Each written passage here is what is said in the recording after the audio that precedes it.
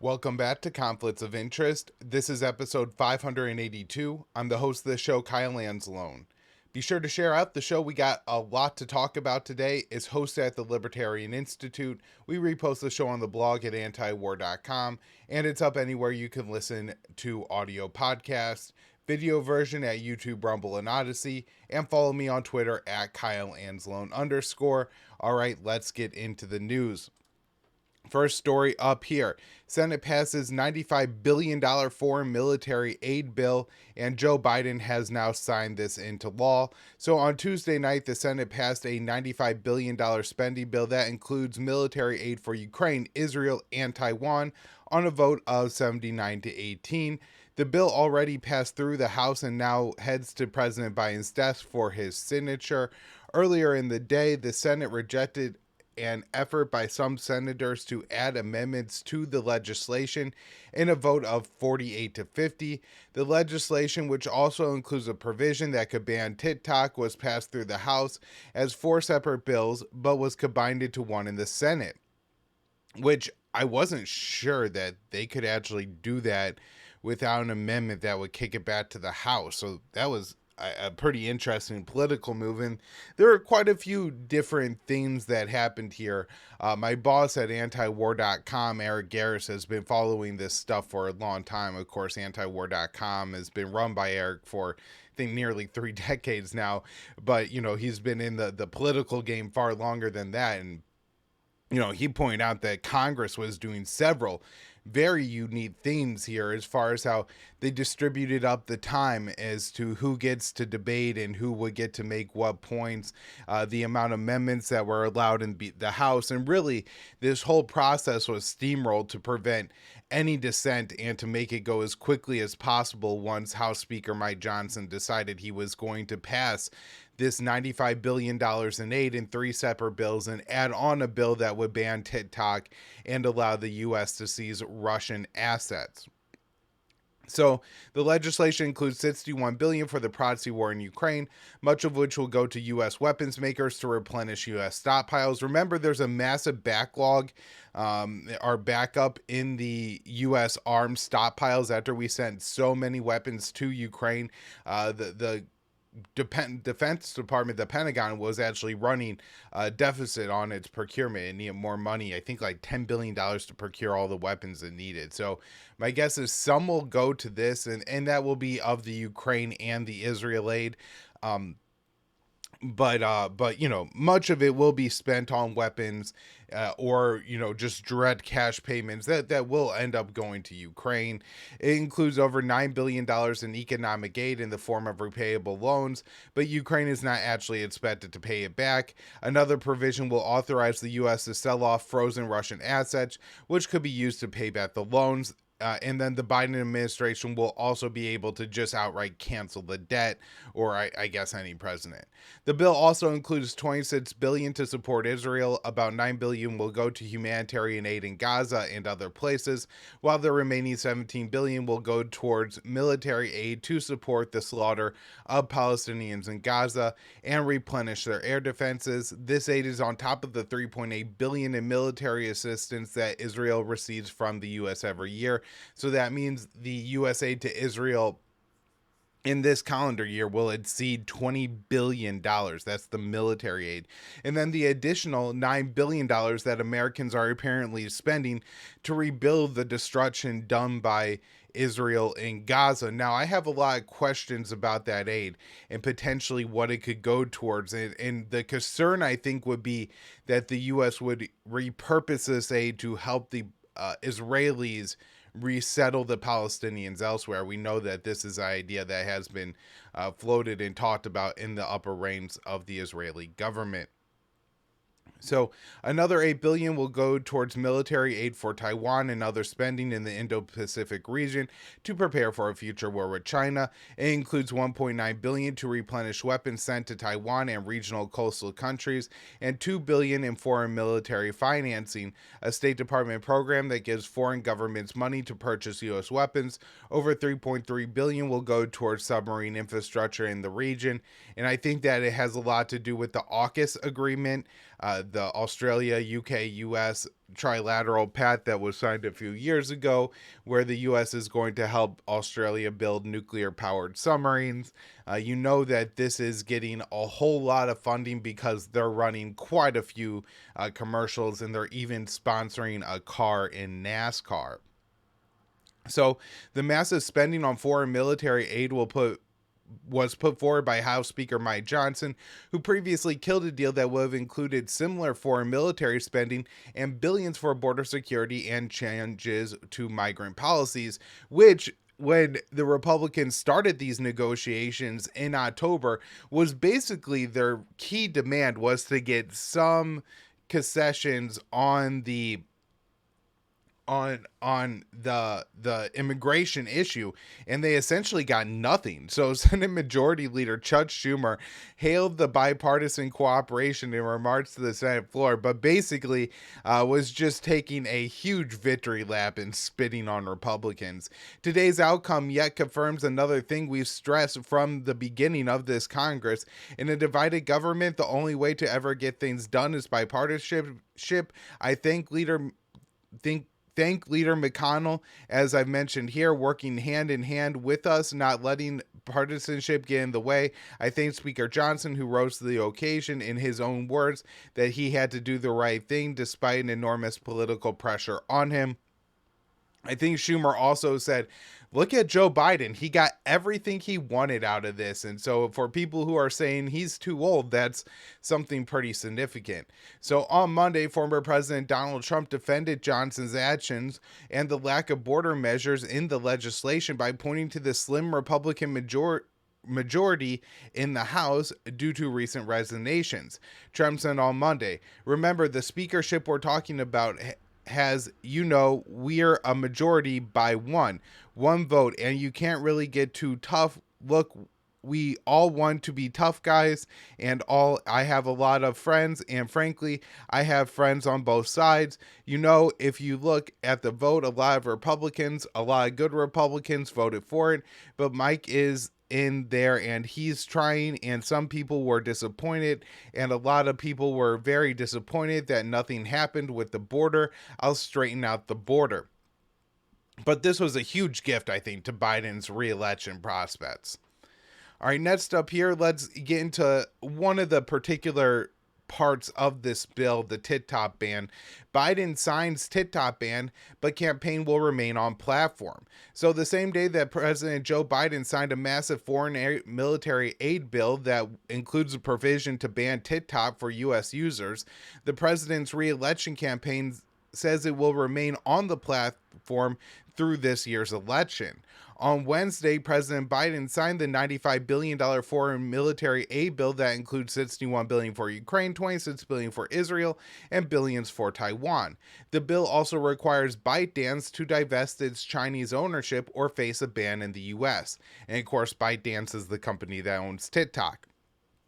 So a Biden campaign official said that a fragmented media environment requires us to meet voters where they are, and that includes online. TikTok is one of the many places that we make sure our content is being sent, and this was a statement from the Biden administration confirming that they will remain on the platform even with the ban that is going to be in place in probably a little bit over 6 months, so just after the election. TikTok is used by over half of the American population. I think the estimate I read was 170 million. Now, that may be wrong in inflation. I don't know. Those are the standard numbers that are used, including the president, of course. The account at Biden HQ has more than 300,000 followers and has posted about 120 videos. Still, Congress voted and the president signed a law that will eventually ban the app for U.S. users. While proponents of the law say it does not require the banning of TikTok, experts say ByteDance and Beijing are unlikely to comply with the demands within the 6-month deadline set in the law. The U.S. government claims that the Chinese ownership of ByteDance presents legitimate national security concerns with respect to data integrity. The Biden campaign claims it takes special precautions to protect its data, but if you're driving more young Americans to use it, aren't you compromising their data by your own logic? The problem, with that logic is, of course, there isn't really an actual threat. U.S. politicians have cautioned that Beijing could use the platform for influence or intelligence operations. There is no evidence that ByteDance shares the data of its American users with the Chinese government, or that Beijing has attempted to utilize the platform to interfere in American politics. The primary base of TikTok is young users, a demographic the Biden re-election team is struggling to retain. Many young Americans believe that Israel is committing genocide in Gaza and have condemned Biden for giving Israel military aid without conditions. The tensions between the president and young voters have flared in recent weeks as college students have started to protest on campus. On Monday, Biden smeared protesters at college campuses around the country opposed to the Israeli slaughter of Palestinians in Gaza as anti-Semitic. Biden told reporters, "I condemn the anti-Semitic protests. That's why I've set up a program to deal with that. I also condemn those who don't understand what's going on with the Palestinians." And I have no idea what it means to condemn people who don't understand what's happening with the Palestinians. He's just throwing that word around, I guess. While the U.S. government primarily identified the hypothetical Chinese threat as a reason for the ban, politicos have pointed to the overwhelmingly pro-Palestinian message shared by users as a factor that motivated Congress to pass the bill.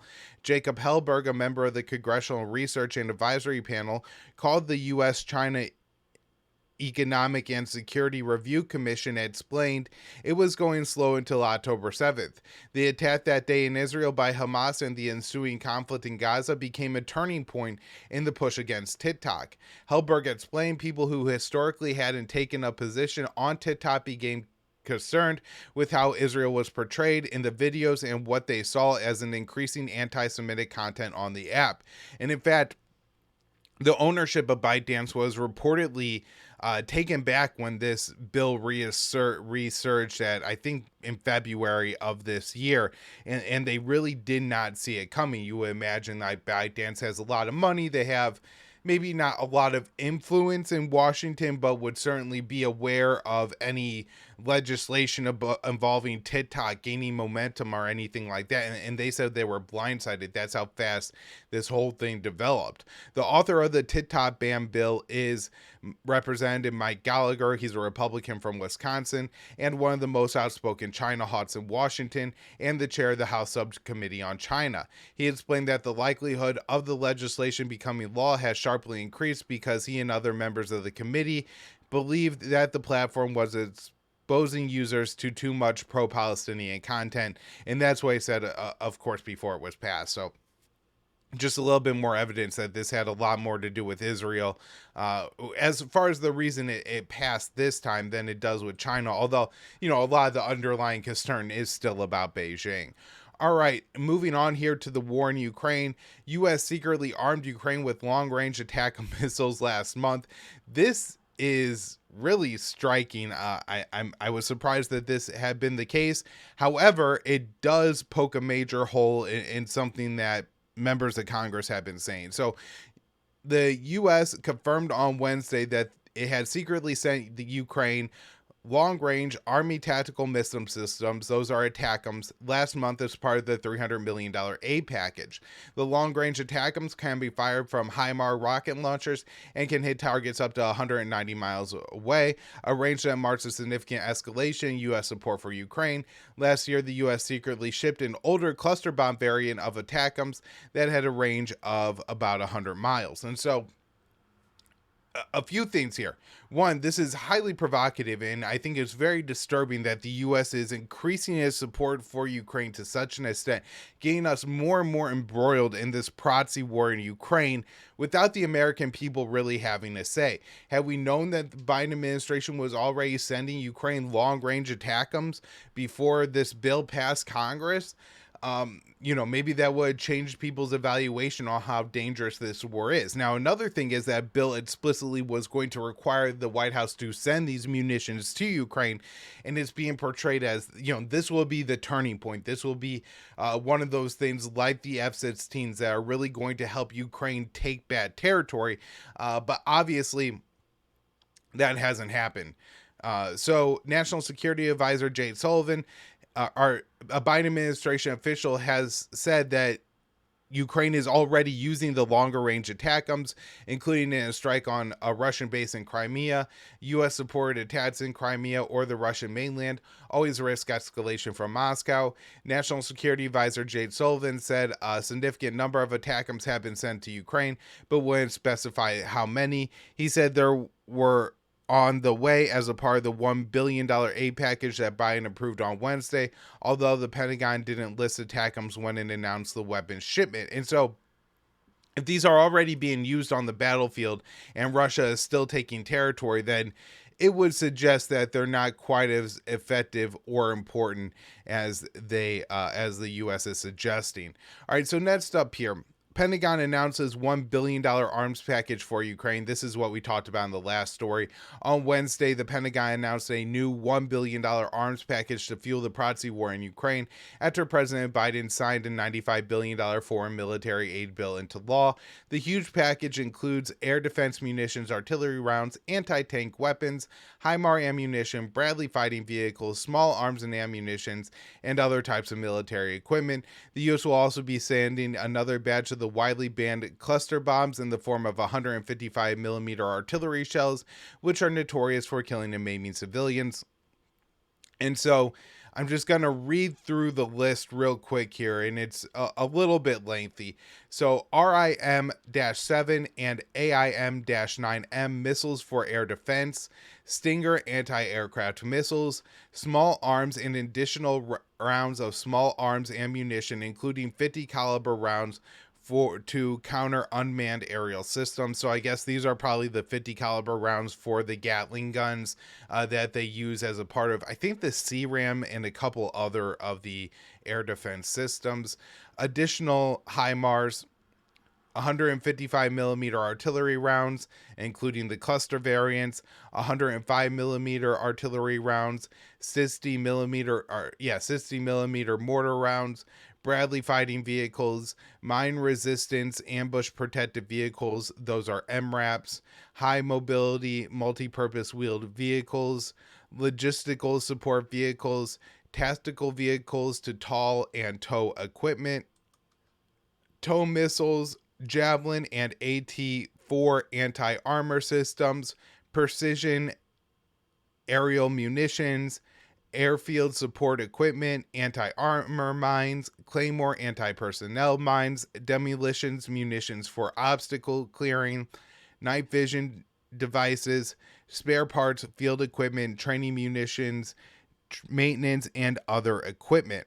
The Pentagon also released a fact sheet that said that since Russia launched its invasion in February 2022, the U.S. has provided Ukraine with $44.2 billion in military equipment alone. The new $61 billion package brings total spending on the proxy war, which includes economic aid and money for the Pentagon, to about $186 billion.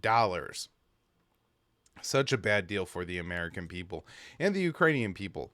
Okay, next up here, UK to send record $620 million military aid package to Ukraine.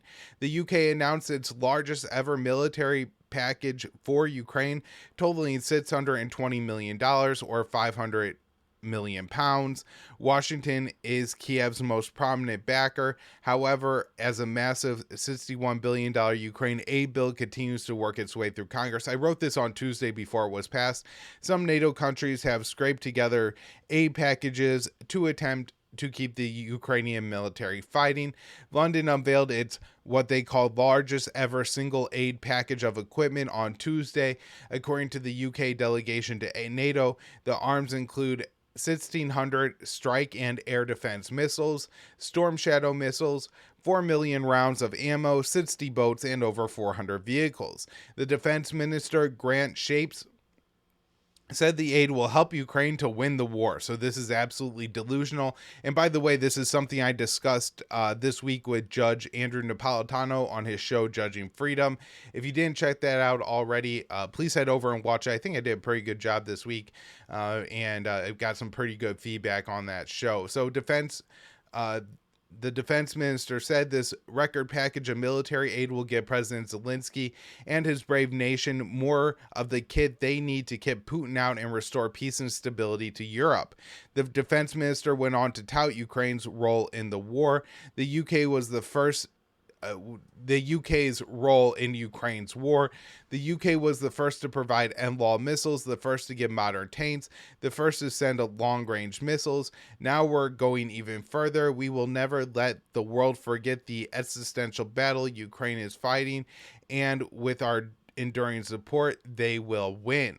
While the UK was the first to provide some weapon platforms to Ukraine, the overwhelming amount of aid has come from the US.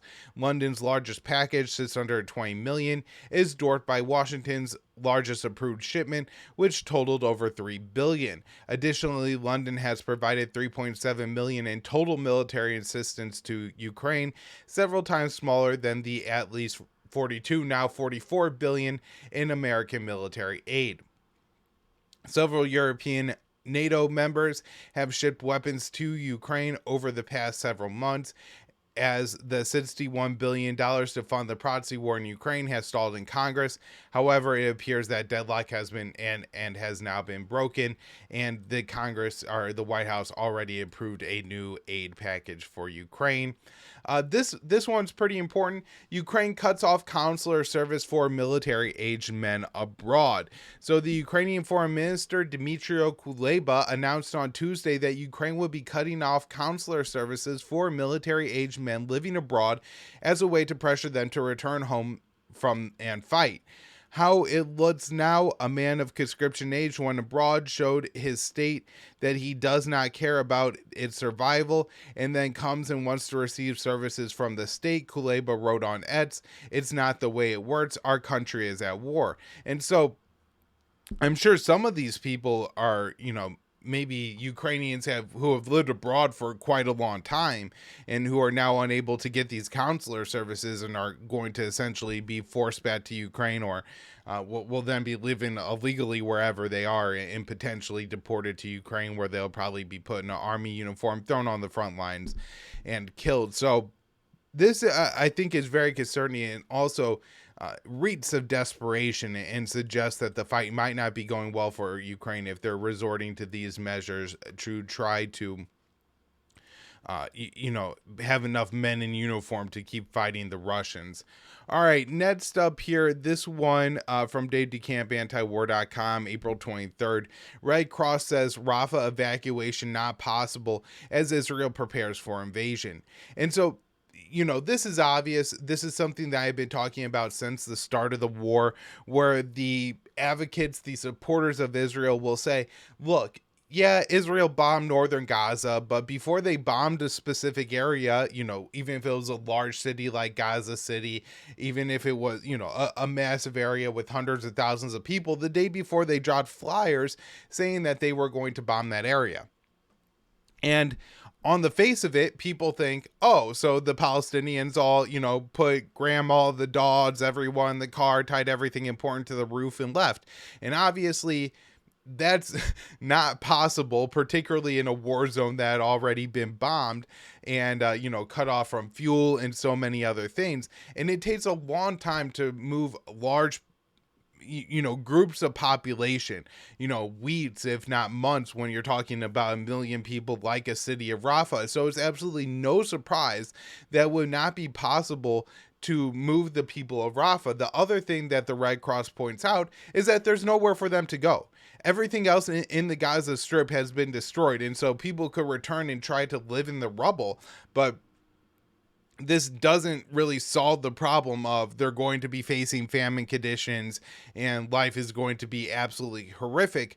I think what's going to happen is Israel is going to do what it's done in the past, which is it's been bombing Rafah nightly and maybe even trying to intentionally cause civilian casualties to drive some people out of the city on their own. Then in a couple of days, they will drop flyers saying that they're going to invade. And within, I would say, a day of that, they will probably launch the actual invasion. So I think that's kind of the timeline we're looking for on Rafah. All right, so a couple articles here from Jason Ditz. Israeli defense minister claims half of Hezbollah commanders killed and the rest are in hiding. So this is April 24th, Jason Ditz, antiwar.com. The Israeli defense minister, Yoav Gallant, spoke to the Northern Command, reporting that Israel was actively carrying out offensive action against targets across southern Lebanon. Gallant also claimed that Israel had killed fully half of Hezbollah's commanders in the south. He bragged that the other half are now in hiding, though he clarified to the press that he was only referring to brigade level commanders. Even that claim is dubious, according to the Jerusalem Post, which says it isn't clear how many brigade commanders there are in the first place, and that sources put the number killed around 15. Israel puts the number killed at 6, well short of half. Even then, sources doubt that killing 6 commanders would have much of an impact. Hezbollah has shown the ability to replace readily, having large number of battalion-level commanders to recruit from. The Israeli army reported they struck 40 targets today, going after areas after hitting an area in Lebanon more than 10 times. Hezbollah responded by firing dozens of rockets against northern Israel. And so it does seem that the fighting here continues to heat up little by little. Although I think there's a lot of interest on both sides here not to have this boil over and to have a real war break out between Hezbollah and Lebanon, just because of how bad things could get for everyone in both of those countries if that happens. All right, so next up here, this one from Dave DeCamp, antiwar.com, April 24th. By the way, everyone, antiwar.com is now holding our fundraiser. Of course, a lot of the work I do is with antiwar.com. I'm the opinion editor there, so I put together the viewpoint section every day, as well as I write news stories on the weekend. And so we have a lot that we could be doing at antiwar.com. We do a lot of work anyways, but of course, the more funding we have, we could keep going and do even more. And so head on over, help us out, so we could keep going and covering all the important news that we cover there. All right, so this article from Dave: Israeli Prime Minister Netanyahu on Wednesday called for a crackdown on Americans protesting against Israel's slaughter of Palestinians in Gaza at college campuses across the United States. Netanyahu said, "What's happening in America's college campuses is horrific. Anti-Semitic mobs have taken over leading universities." His comments echoed President Biden, who labeled the demonstrators anti-Semitic protesters. At some American universities, police have arrested and dispersed protesters. The worst was at a university in Texas I saw, where it seemed that even a significant number of journalists were arrested, cops in riot gear. This is absolutely insane, right? And I feel like I'm one of the few people that really notices this, and it feels like I have to yell about it, right? That 2024 looks just like 2020. Now, you have a large number of these protesters who are out there protesting. They're rallying for the cause of Palestinians. Not that dissimilar, even on the time of year, as we had all the people out protesting police violence, Black Lives Matter in the wake of George Floyd. You have, of course, this same dynamic, right, where people misinterpreted the Black Lives Matter name of their protest to say, oh, this is an anti-white protest or something like that, just like Joe Biden and all of these people interpret a pro-Palestinian protest as a anti-Semitic protest. You have the arresting of journalists and protesters, and this is certainly ramping up, and it seems like it's going to get more intense in the coming days. I think in a lot of cases, college students have that attitude where if you crack down on us, we're going to try to protest harder. They feel like that resistance in some ways validates their need to protest and their desire to protest. And add to that too, that these are largely the young Americans. I guess they're probably a different crop of young Americans because they were in high school in the time, but these are probably from that same kind of larger cohort of Americans who were out protesting in favor of Black Lives Matter and were completely against Trump, saying that something like this would never happen in Biden's America, and here it's happening in Biden's America now. As far as the masking of protesters go, because I have seen a lot of people on Twitter say, like, it looks kind of bad. These people look crazy, right? Like 4 years later, they're outside, 6 feet from no one, and they're still wearing a mask. And I spoke with a faculty member at Columbia. I don't want to say who it is or anything. Don't want to get anybody in trouble. But they explained to me that the masks were really stepped up after the Israeli government either tweeted or made a statement that we have facial recognition, and for anybody who engages in these, quote, anti-Semitic protests, it's going to be very difficult for you to get a job after college. And so I think the masking is more about concealing identity than it is fear of the virus. It's important to note here, too, that the Israeli opposition leader and former Prime Minister Yair Lapid also called for a crackdown on the protests. What's happening on American college campuses is unforgivable. It is anti-Semitism, it is the support of terrorism, it is the support of Hamas, which murders LGBT people, and it oppresses women. The administration cannot stand by. It has to intervene. And so, Dave does mention here, Texas state troopers broke up protests at Texas University in Austin on Wednesday, reportedly arresting at least 10 students. And I did see at least one member of the media in handcuffs as well. Last up here, U.S. tells Iraq to ensure safety as U.S. troops and threatens escalation. So on Tuesday, the Pentagon said the Iraqi government must ensure the safety of U.S. troops and appeared to threaten airstrikes if there were more attacks on U.S. bases in the region. The warning came after U.S. bases in Iraq and Syria came under drone and rocket fire for the first time since February. These are the first attacks on coalition facilities since February 4th. These attacks put the coalition and Iraqi personnel at risk. Pentagon spokesperson Major General Pat Ryder said, "We call on the government of Iraq to take all necessary steps to ensure the safety of U.S. forces in Iraq and Syria against attacks from these groups. If the attacks continue, we will not hesitate to defend our forces as we have done in the past." And so hopefully it doesn't escalate that far. But, you got to note here the kind of the irony, right, that the U.S. is upset with the Iraqi government that it built, that it can't do more to protect the U.S. troops that are still occupying Syria, or Iraq and Syria, but, particularly Iraq here, 2 decades plus after our initial invasion and overthrow of Saddam Hussein. All right, everybody, that'll do for the show today. Thank you all so much for tuning in. Again, next show, Dave DeCamp will be returning for the Friday episode, so you won't want to miss that. Subscribe somewhere. Thanks, everyone.